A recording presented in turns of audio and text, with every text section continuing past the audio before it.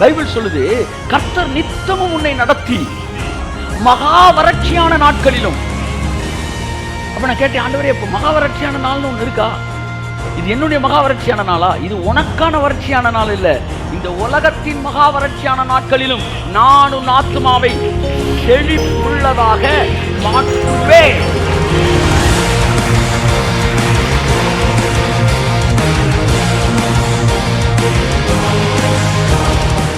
ஏன்னா பைபிள் சொல்லும் களஞ்சியங்கள் பூரணமாய் நிரம்பும். எத்தனை களஞ்சியம் எனக்கு தெரியாதுப்பா. எத்தனை களஞ்சியம் உன் கையில் இருக்கு. ஆனா எத்தனை நாள் நிரப்புறது என் கையில் இருக்கு.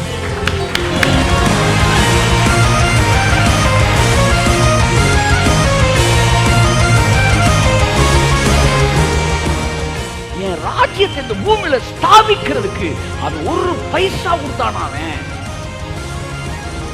எல்லாவற்றையும் தனக்குனே நான் சேர்த்தான். என்ன சொல்ல வரீங்க ஆண்டவரே அப்படின்னு கேட்டேன். ஒருத்தன் பொருளாசை உடையவன் என்பதை அவன் எவ்வளவு பணம் சேர்த்து வைக்கிறான்றதுல இருந்து நான் சொல்லவே மாட்டேன்டா. நீ எவ்வளவு வேணாலும் சேர்த்துக்கடா. நீ எவ்வளவு சேர்க்க சேர்க்க சேர்க்க என்ன பொருளாசை பாருவனுக்கு அப்படி நான் சொல்லவே மாட்டேன். சேர்த்து வைக்கிறத பார்த்து பொருளாசை சொல்ல மாட்டாரா, கொடுக்கிறத வச்சுதான் அவன் பொருளாசை இருக்கிறான். கையை தட்டு.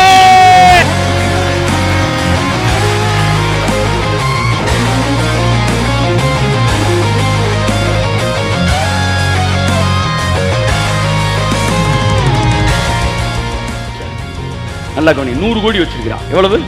100 கோடி பேர். அந்த 100 கோடியில 10 கோடி என்ன செய்யறான்? தேவனுக்கு கொடுக்குறவன் வச்சுக்கோ. 100 கோடி வச்சிருக்கான். இன்னொருத்தன் சார் வெறும் பாருங்க 1000 ரூபா தான் சார் வச்சிருக்கான். எவ்வளவு? வெறும் 1000 ரூபா. எவ்வளவு ஏழை பாருங்களேன். 1000 ரூபா வச்சிருக்கான். ஆனா ஒரு 100 ரூபாயாச்சும் தசமபாகம் போடணும் இல்லையா? அவன் பார்த்தா ஒரு 1 ரூபா காயினை போடுறான் சார் உள்ள. ஆனா வெறும் 1000 ரூபா வச்சிருக்கான். அவன் பாருங்க 100 கோடி வச்சிருக்கான். நீங்க யார பொருளாசைக்காரன் சொல்லுவீங்க?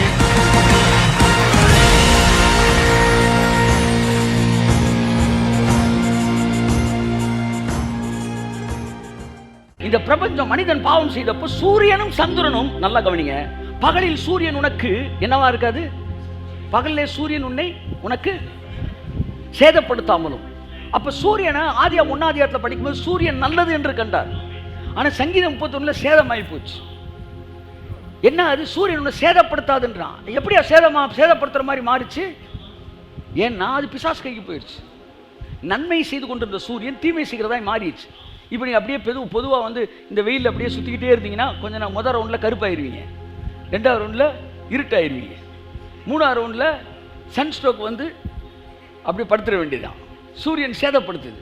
அப்போ எப்படி சேதப்படுத்துச்சு? அது பிசாசு கைக்கு வந்துச்சு. எப்படி பிசாசு கைக்கு வந்துச்சு? அப்போ ஆதாம் கையில் இருந்து தானே பிசாசு கையில் வந்திருக்கணும். அப்போ இதுக்கு முன்னாடி இது எது கையில் தான் இருந்திருக்கணும்? ஆதாம் கையில் தான் இருந்திருக்கணும். பூமியை ஆண்டுகள் என்று சொன்னபோது சந்திரன் சூரியன் இது பூமியிலே இல்லையே சார். பூமியை விட்டு வெளியே தானே இருக்கு. ஆனால் பூமியோட கனெக்ட் ஆகிருக்கு. அதனால இது எல்லாவற்றுக்கும் மேல இருக்கிற ஆளுகையை தேவன் ஆதாம் கொடுத்திருந்தார். ஆதாம் பிசாசு கையில் கொடுத்தப்ப இந்த ஹோல் மில்கி வேஸையும் சேர்த்து தான் கொடுத்தான். நல்லா நீங்க கவனிக்கணும். இந்த பூமி என்பது தனி ஒரு உருண்டை கிடையாது. இந்த பூமி என்றால் பூமிக்காக படைக்கப்பட்ட சூரியன், பூமிக்காக படைக்கப்பட்ட சந்திரன். கை தட்டுங்க ராமே. இந்த 9 கோள்கள், பால்வெளி மண்டலம் அத்தனையும் பூமி கீழாக இருந்துதான் ஆக வேண்டும். அதனால எத்தனையோ விண்வெளி கற்கள் வந்தும் பூமியை பார்த்தோன்னா சரக்கு விலகி போயிடுது. குட் மார்னிங் சார் அப்படின்ட்டு போயிடுது. எத்தனையோ நாள் சொன்னா 1980 சொன்னா ஒரு கல் விழுதுனா ஒன்றும் விழுகலை. அதுக்கப்புறம் 90 சொன்னா விழுகலை. ஆனால் நம்ம மட்டும் மீட்டிங் போட்டால் கல்லை போடுறோம் எங்கேயாச்சும். இது விண்வெளி கல்லான்னு பார்த்தா பக்கத்து வீட்டில் இருந்து ஒருத்தேன். ஸோ விண்வெளி கல் விழுகலை. ஏன்? அதுக்கு தெரியும் இந்த ஒட்டுமொத்த பால்வெளி மண்டலத்திலே ஒரு விஐபின்னு ஒருத்தர் இருப்பார்னா அவர் எதுதான். ஆமென்.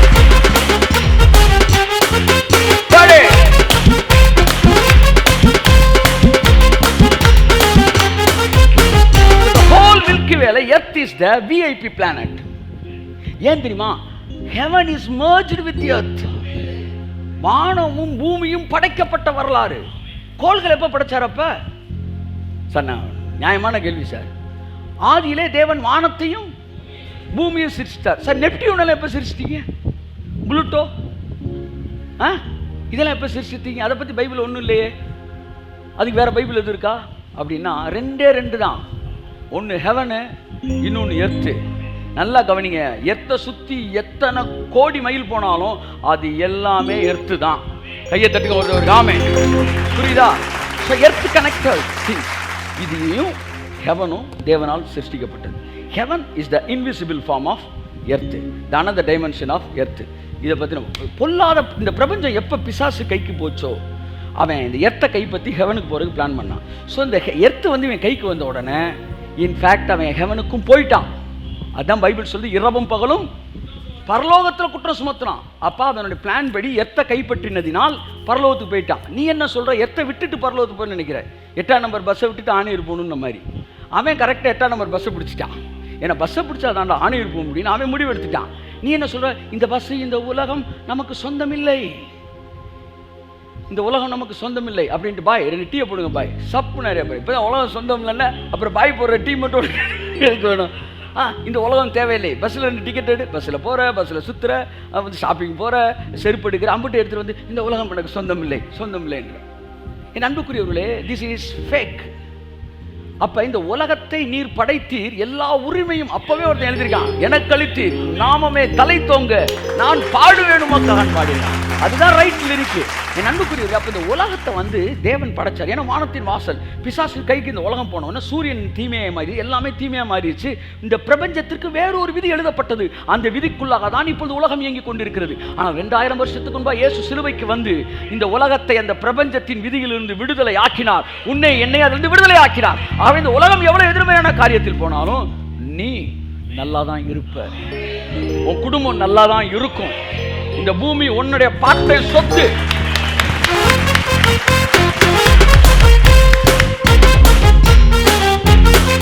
ஆமென்.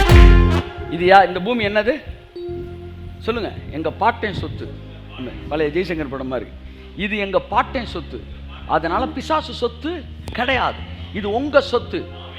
அவனை துரத்துங்க. அப்படிதான் வந்து இயேசு சொன்னார், பிசாசை துரத்துங்கள். இவன் என்ன சொல்றான், ஏன் அவன்லாம் சேர்ந்து நம்மளை துரத்தி விட்டுருவான், நம்ம எங்க போயிடுவோம்? ரகசியவர்கள் இயேசுனார் கூட போயிடுவோம். நான் இவன் நினைச்சுக்கிட்டு இருக்கிறான். பிசாசு சிரிக்கிறான், எங்களை துரத்த சொன்னார். கடைசியில் அவன் ஓடுறான், அவனை நாங்கள் துரத்திட்டோம். கடைசி ரகசியவர்கள் எல்லாம் போயிடுவாங்களாம். பிசாசு மட்டும் இங்கே உட்காந்துக்கிட்டு ஆஹா அவனை துரத்திட்டோம்டா.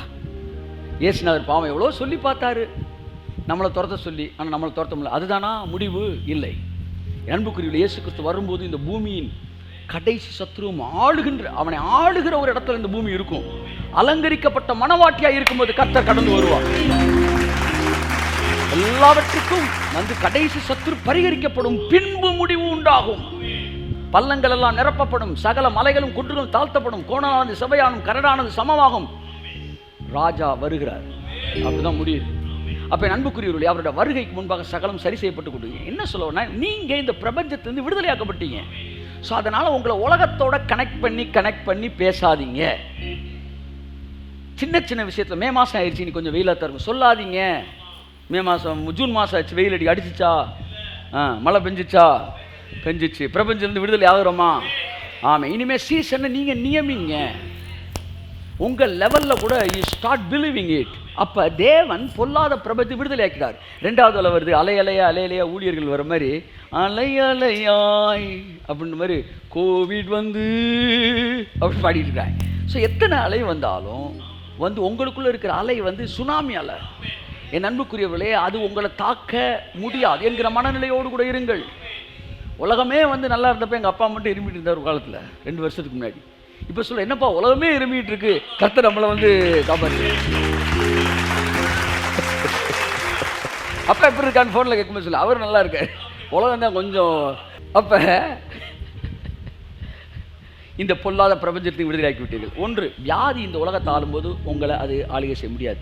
பஸ்ஸுக்குள்ளே இருக்கிறவன் பிரேக் அடிக்கும்போது விடுதலாம், நீங்கள் விட மாட்டீங்க. இந்த மைண்ட் செட்டுக்குள்ளே வாங்க, நான் பஸ்ஸுக்கு வெளியில் இருக்கிறேன். ஆமாம். இந்த பூமியில் நாங்கள் வேற ஒரு விதியில் கீழ் நடந்து கொண்டு இருக்கிறோம். பொல்லாத பிரபஞ்சத்திலிருந்து கலாத்தியர் 1:4 எங்கள் விடுதலை ஆக்கியிருக்கிறார். அப்போ உலகத்தில் பணம், பிரச்சனை, பஞ்சம், பசி, பட்டினி இதெல்லாம் வரலாம், பசி, பிணி, பட்டினிலாம் வரலாம். ஆனால் நீங்கள் அதன் விடுதலை உலகத்தின் மகாவரட்ச நாட்டில் நான் உங்கள் ஆத்மாவை செழிப்புள்ளதாய் மாற்றுவேன் கர்த்தர் சொல்லியிருக்கார். ஆகவே என்ன சொல்ல வரேன்னா, இன்னைக்கு ஆவி நம்ம சொல்கிற வார்த்தை, உன் களஞ்சியங்கள் பூரணமாய் நிரம்பும். இது எப்படி ஆகும்னு கேட்காதீங்க தயவுசெய்து. உங்கள் களஞ்சியம் பூரணமாய் நிரம்பும். கரங்களை தட்டி கர்த்தருக்கு நன்றி சொல்லுங்கள். எவ்வளோ சம்பாதிக்கலாம், எவ்வளோ வேணாலும் சம்பாதிங்க. உங்களை யாரும் பொருளாசன்னு சொன்னால் என்கிட்ட கூட்டிட்டு வாங்க, இல்லாட்டி நீங்கள் பைபிள்கிட்ட கூட்டிகிட்டு போய் வசனத்தை காட்டுங்க.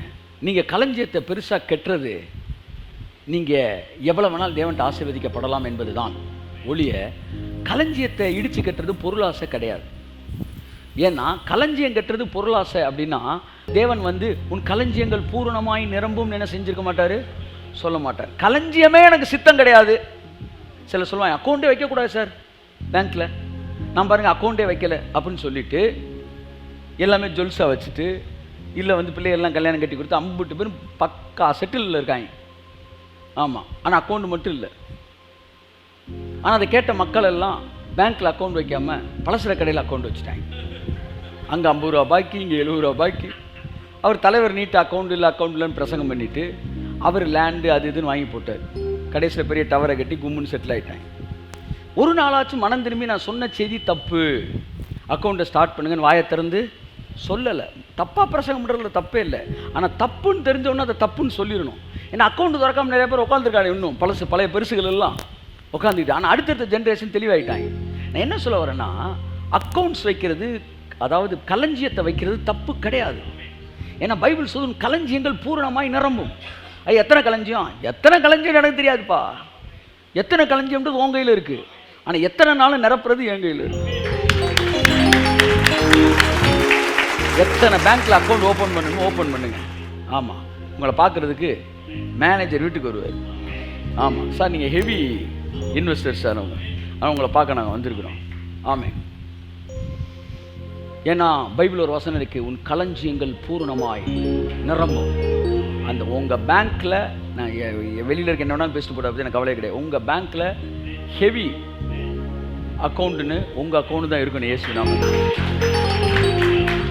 இவ்வளோ ஸ்கீம் இருக்குது, நீங்கள் இதை இன்வெஸ்ட் பண்ணுங்கள். சில நேரம் சார் இந்த இயர் எண்டு டேர்ன் ஓவர் எங்களுக்கு கொஞ்சம் பணம் தேவைப்படுது, அதனால் உங்கள் பேங்க்கில் வேறு பேங்க்கில் இருக்க அக்கௌண்ட் எடுத்து கொஞ்சம் நம்ம பேங்க்கில் அப்படி போட்டு விட்டிங்கன்னா, அது லைட்டாக அப்படி போயிட்டு வந்துச்சுன்னா எங்களுக்கு கொஞ்சம் டேர்ன் ஓவர் இருக்குது சார். சரி, பார்த்து பண்ணி விடுப்பா சார். பொதுவாக பேங்க்கில் இருந்தால் சார் நமக்கு லோன் தருவாங்க, நம்ம பேங்க்குக்கே இப்போ லோன் தந்துச்சு.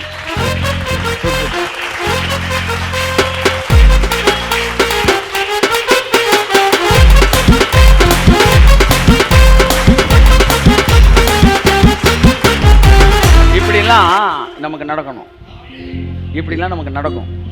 ஆமாம், இதுதான் களஞ்சியங்கள் பூரணமாய் நிரம்பும். உலகம் என்ன செய்யுது, உலகம் என்ன பண்ணுது, அங்கே எது கட்டி பார்க்குற? பஸ்ஸில் போகிறேன், வெளியில் எட்டி பார்க்க முடியுமா? கரம் சிரம் புறம் நீட்டாது.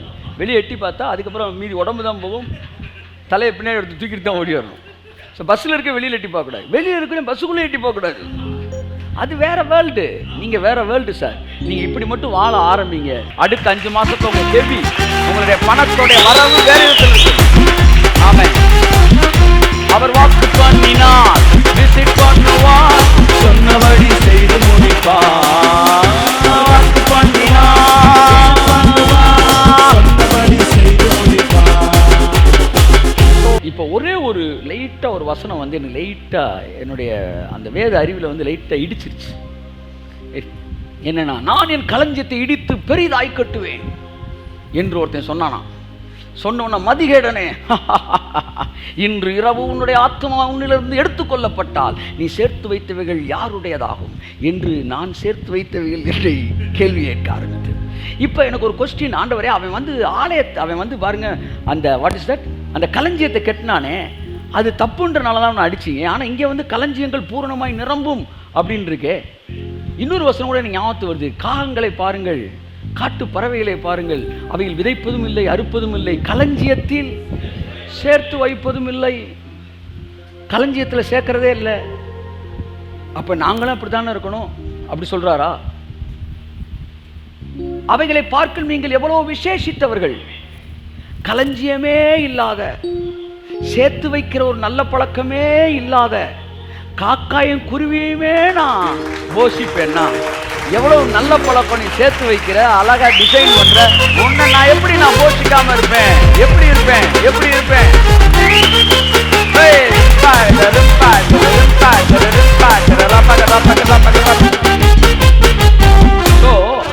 நல்லா கவனிங்க, அந்த வசனத்துக்கு அர்த்தம் ரைட். ஆனால் ஒருத்தன் வந்து பாருங்க, லூக்கால அந்த வசனத்தை மட்டும் வாசிப்போம்.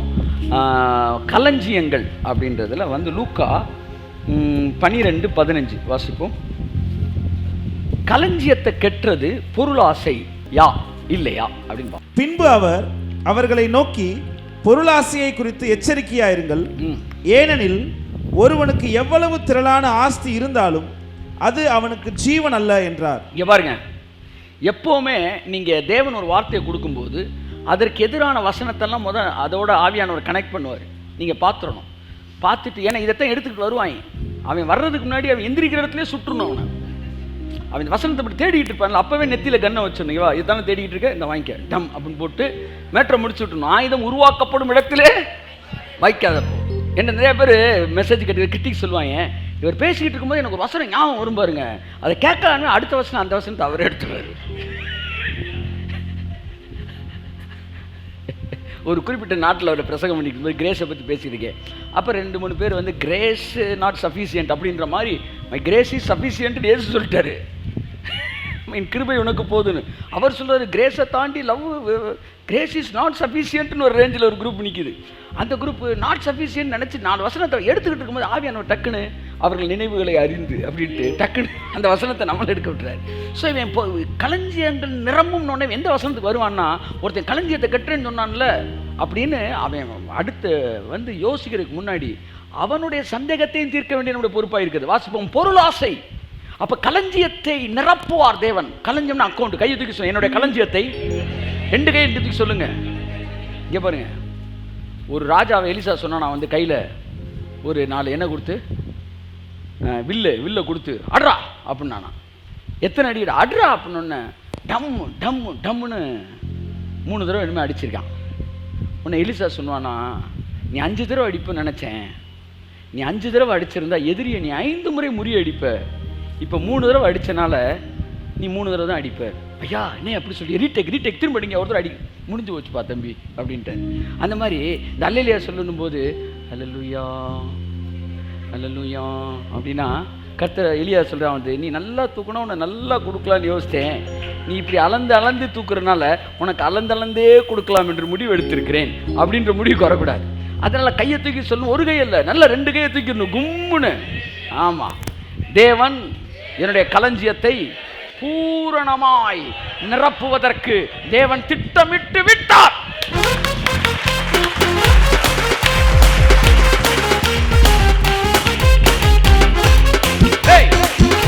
களஞ்சியங்கள் பூரணமாய் நிரம்பும்.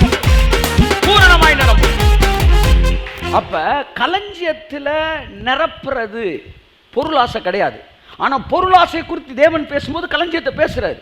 ஆனால் நீதிமொழிகளில் சொல்றாரு, உன் களஞ்சியம் பூரணமாய் நிரம்பும், உன் ஆலைகளை திராட்சரசம் புரண்டோடுன்றாரு. அப்போ இங்கே ஒருத்தன் களஞ்சியம் கட்டணுமே பொருளாசையுடையவனா இருந்தான். What is the mistake? The mistake is not in godown. கோடவுனில் கிடையாது மிஸ்டேக் வந்து அவன் வாழ்க்கையில் இருந்துச்சு. வாசிங்க, பொருளாசையை குறித்து அங்கிருந்தே வாசிங்க. பொருளாசையை குறித்து எச்சரிக்கையாயிருங்கள், ஏனெனில் ஒருவனுக்கு எவ்வளவு திரளான ஆஸ்தி இருந்தாலும் அது அவனுக்கு ஜீவன் அல்ல என்றார். அல்லாமலும் ஒரு உவமையை அவர்களுக்கு சொன்னார். ஐஸ்வர்யமுள்ள ஒருவனுடைய நிலம் நன்றாய் விளைந்தது. அப்பொழுது அவன், நான் என்ன செய்வேன், என் தானியங்களை சேர்த்து வைக்கிறதற்கு இடமில்லையே, நான் ஒன்று செய்வேன், என் களஞ்சியங்களை இடித்து பெரிதாக கட்டி எனக்கு விளைந்த தானியத்தையும் என் பொருள்களையும் அங்கே சேர்த்து வைத்து, பின்பு ஆத்துமாவே, உனக்காக அநேக வருஷங்களுக்கு அநேக பொருள்கள் சேர்த்து வைக்கப்பட்டிருக்கிறது, நீ இளைப்பாறுன்றான், புசித்து குடித்து பூரிப்பாயிரு என்று என் ஆத்மாவோடே சொல்லுவேன் என்று தனக்குள்ளே சிந்தித்து சொல்லிக் கொண்டான். தனக்குள்ளே சொல்லிட்டான். என்ன சொல்லிட்டான்? என் ஆத்மாவே நீ ஏன் கலங்குற, தாவீது சொன்ன மாதிரி, நீ இளைப்பாரு, கர்த்தர் நல்லது செஞ்சார் மாதிரி, உனக்கு நல்லா பெருசாக கட்டிட்டேன். ஏற்கனவே களஞ்சியத்தை இடித்து பெருசாக கட்டுறான். இப்போ இதை வச்சுட்டு தான் என்ன சொல்கிறாங்க, நீ களஞ்சியம் கட்டக்கூடாது, நீ இந்த பூமியில் எதையும் சேர்த்து வைக்கக்கூடாது, நீ வந்து பரலோகத்தில் சேர்த்து வைக்கணும். இந்த வசனங்கள் எல்லாத்தையும் அதை எப்படின்னா வந்து யானை காதை மட்டும் ஒருத்தன் தடவினானா, தடவிட்டு யானை வந்து என்ன மாதிரி இருக்குது, சொலவு மாதிரி இருக்குது அப்படின்னா. ஒருத்தன் வந்து வயிறை தடவிட்டு என்ன மாதிரி இருக்குது, செவுரு மாதிரி இருக்குது அப்படின்ட்டான். தும்பிக்கையை தடவிட்டு உலக்கமாக இருக்குன்னு ஒவ்வொருத்தரும் ஒவ்வொன்றா சொல்லியிருக்கிறாங்க. இப்படி ஒரு வசனத்தை மட்டும் தடவக்கூடாது. ஜஸ்ஸி அவன் என்ன செஞ்சான், அந்த ஃபுல் பேக்கேஜ் வாசி சீக்கிரம் முடிப்போம். அப்போ கத்தர் அவன் சொல்கிறான், நல்லா பெருசாக கட்டிட்டேன், என்னுடைய குடோனெல்லாம் அக்கௌண்ட்ஸ்லாம் நிறைய ஓப்பன் பண்ணிட்டேன், எல்லாத்தையும் வந்து நிரப்பிட்டேன் அப்படின்றான். அது தவறல்ல, அவன் செஞ்ச தப்புக்கு அப்புறம் வாசிங்க. தேவனோ அவனை நோக்கி, மதிகேடனே, உன் ஆத்மா உன்னிடத்திலிருந்து இந்த ராத்திரியிலே எடுத்துக்கொள்ளப்படும், அப்பொழுது நீ சேகரித்தவைகள் யாருடையதாகும் என்றார். யாருடையதாகும் என்று கேட்டார். அடுத்த வசனம், தேவனிடத்தில் ஐஸ்வர்யவானாயிராமல். எப்பவுமே கதையை கேட்கக்கூடாது. கதை சொல்லிட்டு கடைசியில் கருத்து சொல்லுவார். கருத்து தான் கேட்கணும், கதையை கேட்கக்கூடாது. படம் பார்த்து கதை சொல். நீதி கதைகள் சொல்லுவாங்க. 4 மாடு சேர்ந்து இருந்தப்ப சிங்கத்தை எதிர்த்துருச்சு. அப்புறம் 4 மாடு சண்டை போட்டுருச்சு. தனித்தனிதானே இந்த சிங்கம் வந்து ஒவ்வொன்றா அடிச்சிருச்சு. ஸோ நம்ம எப்படி இருக்கணும் அப்படின்னா, மாடாக இருக்கணும் அப்படின்னு முடிக்கக்கூடாது. ஸோ நீ மாடாக இருக்கணுன்றக்காக உனக்கு இந்த கதை சொல்லலை, நீ சேர்ந்து இருக்கணும் அப்படின்ற கதை சொல்லுது. இந்த கதையை சொல்லிட்டு கத்த சொல்ற எப்படி இருக்கணும், நம்ம குடோன் கெட்டக்கூடாது. அடப்பாவி, விடிய விடிய கதையை கேட்டு சிதைக்கிறாமே சித்தப்பான்றியடா, நான் குடோன் கட்டுறதுக்கு எதிரியாடா? நான் அதை சொல்லலடா. அவன் செஞ்ச தப்பு குடோன் கெட்டதில்லை, அவன் செஞ்சது தேவனிடத்தில் ஐஸ்வர்யவானாய் இராமல். தேவன் ஐஸ்வர்யவானா இருக்கிறது என்ன, அதுக்கும் கீழே அர்த்தம் தராரு. வாசிக்கிறவங்க, தனக்காகவே பொக்கிஷங்களை சேர்த்து வைக்கிறவன் இப்படியே இருக்கிறான். கையை தட்டுங்க ஒருத்தர். அவருக்கு வசனம் எப்படி தொடங்குது, பொருளாசை குறித்து எச்சரிக்கையாயிருங்கள் தொடங்கிட்டு, இவன் குடோன் கட்டினது பொருளாசைன்னு சொல்லல. அவன் கட்டினதெல்லாம் பொருளாசை இல்லப்பா, அவன் எல்லாத்தையும் தனக்கு தனக்கு தனக்கு தனக்கு இதை தான் சார் சேர்த்தான். அவன் தனக்கு தனக்கு தனக்குனே யோசிச்சான். அவன் தேவன்ட்ட ஐஸ்வர்யவானா இல்லை. ஸோ தேவன்ட்ட ஐஸ்வர்யவானா இருக்கிறதுனா என்ன, வாசிங்க. தேவனிடத்தில் ஐஸ்வர்யவானா இராமல் தனக்காகவே பொக்கிஷங்களை சேர்த்து வைக்கிறவன் இப்படியே இருக்கிறான் என்றார். அடுத்து, பின்னும் அவர் தம்முடைய சீஷரை நோக்கி, இப்படி இருக்கிறபடியினால் என்னத்தை உண்போம் என்று உங்கள் ஜீவனுக்காகவும். பார்த்தீங்களா அவனுடைய மைண்ட் செட்டு? நல்லா கவனிங்க, நல்லா கவனி. அவன் சம்பாதிச்சது தப்பு இல்லை, அவன் சேர்த்து வச்சதும் தப்பு இல்லை. அவன் செஞ்ச தப்பு என்ன தெரியுமா? நான் ரிவர்ஸ்ல இருந்து வரேன். 12:31 வாசிங்க. தேவனுடைய ராஜ்யத்தையே தேடுங்கள். கை தட்டுங்க ஒருத்தவருக்கு. ஆமே, இங்க இருந்து ரிவர்ஸ்ல வாங்க, அது வசனம் தெரியும். அவர் என்ன சொன்னாரு, இவன் எல்லாத்தையும் தனக்குன்னு சேர்த்தானப்பா, என் ராஜ்யத்தை இந்த பூமியில ஸ்தாபிக்கிறதுக்கு அவன் 1 பைசா கொடுத்தானா? அவன் எல்லாவற்றையும் தனக்குனே நான் சேர்த்தான். அப்ப என்ன சொல்ல வரீங்க ஆண்டவரே அப்படின்னு கேட்டேன். ஒருத்தன் பொருளாசை உடையவன் என்பதை அவன் எவ்வளவு பணம் சேர்த்து வைக்கிறான்றதுல இருந்து நான் சொல்லவே மாட்டேன்டா. நீ எவ்வளவு வேணாலும் சேர்த்துக்கடா, நீ எவ்வளவு சேர்க்க சேர்க்க சேர்க்க என்ன பொருளாசை பாருவனுக்கு அப்படி நான் சொல்லவே மாட்டேன். சேர்த்து வைக்கிறத பார்த்து பொருளாசை சொல்ல மாட்டாராம், கொடுக்கிறத வச்சு தான் அவன் பொருளாசை இருக்கிறான். கையை தட்டு, போடு போடு. இன்னும் புரியுற மாதிரி சொல்லுங்க ஆண்டவர் என்ன. அதாவது பேங்க் அக்கவுண்ட பார்த்து அவன் பொருளாசை உடையவன் அப்படி நான் சொல்ல மாட்டேன். காணிக்க பெட்டி அருகே உட்கார்ந்து தான் அவன் பொருளாசை உடையவன் நான் சொல்லுவேன். புரிஞ்சவங்க அல்லேலூயா சொல்லுங்க. நீ எவ்வளவு இந்த உலகத்திலிருந்து எடுக்கிறாய் என்பதனால் நீ பொருளாசை உடையவன் அல்ல. உனக்கு உரிமை இருக்கிறது, நீ எவ்வளவு சம்பாதிக்கலாம், கோடி மில்லியன் பில்லியன் ட்ரில்லியன் எவ்வளவு நாள் சம்பாதிப்பாங்க, அது ஆசீர்வாதம். ஒரு நாள் அதை பொருளாசைன்னு சொல்ல மாட்டாரு. ஆனா நீ பொருளாசை உடையவனா இல்லையான்னு எங்க தெரியுமா தெரியும்? அக்கவுண்ட்ல தெரியாது, காணிக்க போடுவ பாரு, அங்க தெரியும்.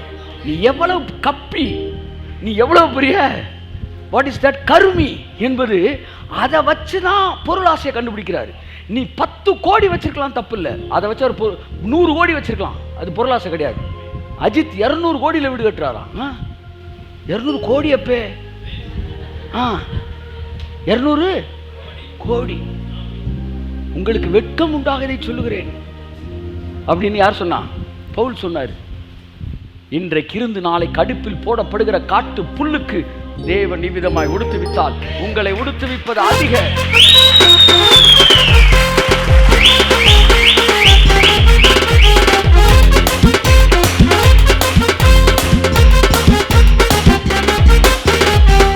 நான் என்ன நம்புறேன், அஜித் 200 கோடிக்கு வீடு கட்ட வச்சு சொன்னதே கர்த்தர் தான் நான் நம்புறேன்.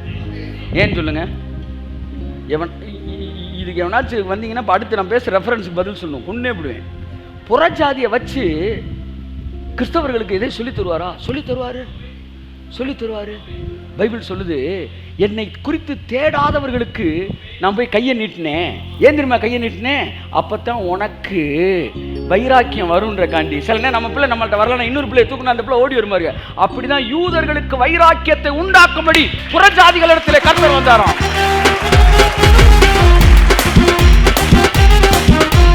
அப்ப அவனை தூக்கிட்டு இப்பயாச்சும் வரானா பாரு அப்படின்னு தூக்குவாராம். அப்படிதான் நம்மளை தூக்குனாரு. அவன் வரானா பாருன்னு அப்படின்னு. அது கழுத இன்னும் வராம செவுத்துல முட்டிக்கிட்டே இருக்கு. அப்படித்தான் இப்ப அஜித்தை தூக்கிட்டாரு. 200 கோடி கெட்டுப்பா, அப்படியாச்சும் வரானா பாப்போம் திரும்புறாரு. நான் முடிவு எடுத்துட்டேன்.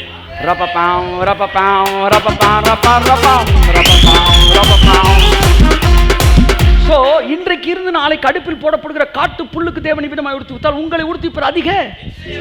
அதைக்கு நம்ம பார்க்கணும். காட்டில் இருக்க புல்ல இல்லை, அவர் பார்க்க சொன்னாரு. என்ன சொன்னார்? காட்டு புஷ்பங்களை அவர் தானே கவனிக்க சொன்னாரு.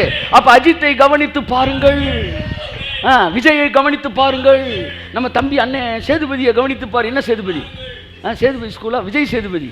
கவனித்து பாருங்கள். அவர் சொல்றாரு வந்து போயஸ் கார்டன்னா ரஜினி, என்னப்பா ஆழ்வார்பட்டினம் கமலஹாசன், அடுத்து சேத்துப்பேட்டனா என் வீடாக தான் இருக்கணும். நீ நல்ல புறங்கை நக்கிட்டு தோத்திரம் அல்ல இல்லையா? தோத்திரம் ஆண்டவரே. காட்டு புஷ்பங்களை கவனித்து பார். எத்தனை ஸ்கொயர் ஃபீட்டு, எவ்வளவு பெருசு, எவ்வளவு பெரிய பில்டிங், எத்தனை கோடி, எங்க இருக்கிற. ஆமே, நிறைய பேருக்கு அப்படி மெதுவா மீச முளைக்குது இந்த சைடு, இங்கிட்டு முளைச்சு. அப்ப அவன் எவ்வளவு வேணாலும் சேர்க்கட்டும், அதை பொருளாசன்னு சொல்லல. ஆனா அவன் எல்லாவற்றையும் தனக்காகவே சேர்த்தான், ராஜ்யத்துக்கு அவன் கொடுக்கல. அதனால தேவன் சொன்னார், இவன் பொருளாசை உடையவன். அதுக்கப்புறம் தான் சொல்றார், எண்ணத்தை உண்போம் எண்ணத்தை உடுப்போம். அப்படின்னா அது ரெண்டுக்கு தேடக்கூடாதா? கடவுளுக்குன்னு எதையும் கொடுக்காம எந்த காசு வந்தாலும் சில செலவு கடைக்கு சொல்லுவாங்க, இருப்பாங்க பாருங்களேன். அவங்க கையில் ஒரு 10 கோடியை கொடுங்க, கொடுத்த உடனே சார் 10 கோடி கொடுத்தா நாளைக்கு 1 கோடி உங்களுக்கு தரேன் சார். 1 கோடியை பேணுவாங்க. அப்போ பார்த்து ஆமாப்பே 1 கோடியை நாளைக்கு காலையில் தரேன் பேணுவாங்க. சரி, நீங்கள் உடனே வாங்கிடணும். நீங்கள் போயிட்டு அடுத்த நாள் காலையில் வருவீங்களே, அவன் அந்த 1 கோடியிலையும் ஒரு 40 லட்சத்தை கணக்கு வச்சுருக்கான். சார் ஒரு 40 லட்சம் அதில் எக்ஸ்ட்ரா தேவைப்படுது. அட பாவி, நேற்று ஒன்றுமே இல்லாமல் இருந்த, இன்னைக்கு 9 கோடிக்கு 40 லட்சம். சரி, சாயந்தரம் வந்து வாங்கிக்கலாம். சாயந்தரம் போனோன்னே அந்த மீதி 60 லட்சத்தில் 30 லட்சத்தை கபலீகரம் பண்ணி வச்சுருக்கான். இவன் என்னன்னா எத்தனை கோடியை கொடுத்தாலும் கணக்கு சொல்லுவாங்க சார். அப்படித்தான் இவன் எவ்வளவு காசு வந்தாலும் அத்தனை காசுக்கும் குடும்ப செலவு சொல்லுவான். அப்பத்தான் வெறி ஆகிறார் கர்த்தர். ஏண்டா இவ்வளவு பெரிய குடோனை கட்டின, அதெல்லாம் தப்பு சொல்லலை. ஆனா ராஜ்யத்துக்கு நீ குடுன்னு சொன்னா உன் கை நீ அப்படி சூமுட கையாயிருது. அதனால தான் நான் உன்னை பொருளாசை உடையவன்னு சொல்றேன். நீ பேங்க்ல எவ்வளவு வச்சிருக்குன்னு எனக்கு முக்கியம் இல்லை. ஏன்னா நான் பேங்கை பார்க்கல, நான் காணிக்கையை பார்க்கிற கர்த்தர். கைத்தட்டு.